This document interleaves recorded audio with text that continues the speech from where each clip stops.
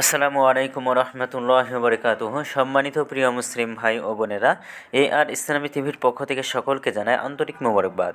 আশা করি সকলে ভালো আছেন। আমিও আলহামদুলিল্লাহ আল্লাহর রহমতে ভালো আছি। আজকে আপনাদের মাঝে আলোচনা করব নামাজের সময়সূচি সম্পর্কে।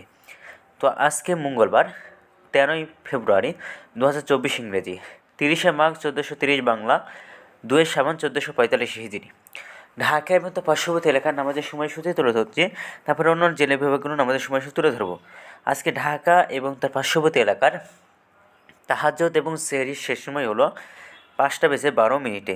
আজকে ফজরের ওয়াক্ত শুরু হয়েছিল 5:17 এবং ফজরের ওয়াক্ত আজকে শেষ হয়েছে 6:32।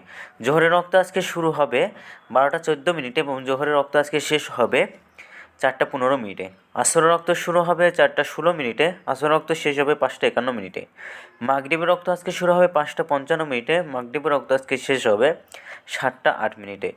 এশার রক্ত আজকে শুরু হবে 7:09, এশার রক্ত শেষ হবে 5:12।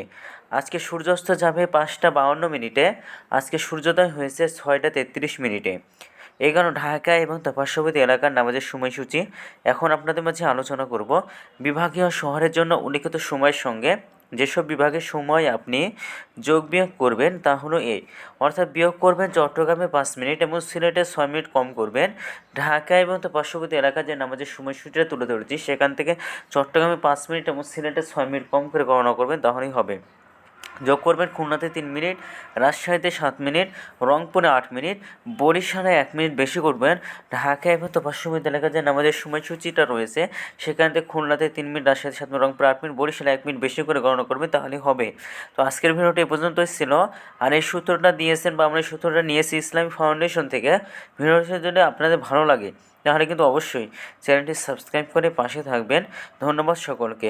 আসসালামু আলাইকুম ওয়া রাহমাতুল্লাহি ওয়া বারাকাতুহু।